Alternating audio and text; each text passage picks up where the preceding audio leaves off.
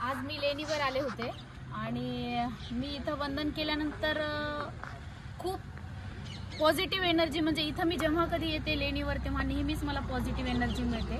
आणि आज जेव्हा मी लेणीत येण्यासाठी एंट्री केली तेव्हा मला हे पोस्टर दिसलं आणि हे पोस्टर जर तुम्ही बघितलं तर तुम्हालाही भारी वाटेल की माझी जी फिल्म आता रिलीज होती 11 एप्रिलला संपूर्ण महाराष्ट्रात रिलीज होणारी जय भीम पॅन्थर नावाची फिल्म आहे आणि त्या फिल्मचं पोस्टर इथे लागलेलं आहे. तर खूप छान वाटलं. आणि इथे सुदर्शन वानखेडे दादा मला भेटले.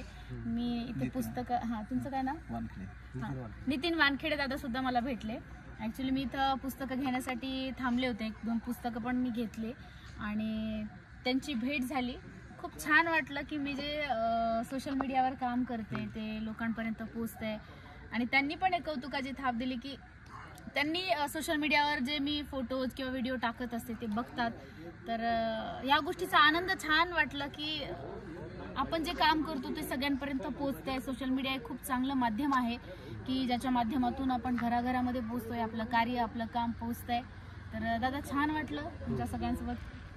तर सगळेजण माझी फिल्म नक्की बघा. नक्की. प्रकाश सर धन्यवाद तुमचे पण. आज तुमच्या आग्रहाखातीर मी इथं आले आणि मला हे पोस्टर दिसला. ॲक्च्युली माझ्यासाठी मला माहीत नव्हतं, ते सरप्राईज होतं की हे पोस्टर इथे लावलेलं होतं.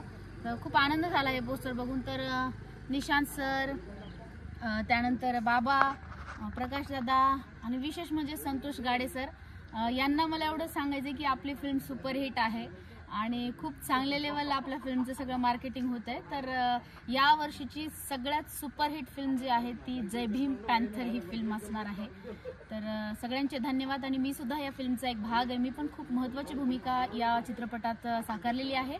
तर ही तमाम आंबेडकरी जनतेला मी विनंती करते की आपण सगळ्यांनी 11 एप्रिलला जयंतीनिमित्त जे आपण इतर गोष्टींमध्ये तयारीत असतो तर त्याच्यातून थोडासा वेळ काढा आणि हा चित्रपट प्रत्येक एरिया वाईज ग्रुपनी जा आणि हा चित्रपट नक्की बघा. येणाऱ्या पिढीला हा इतिहास कळायला पाहिजे की पॅन्थरचा काय दरारा होता त्या काळी आणि इथून पुढे सुद्धा आपला तसाच दरारा समाजामध्ये असला तर आपल्यावर होणारे अन्याय अत्याचार कुठेतरी कमी होत जातील आणि प्रबोधन होत राहील.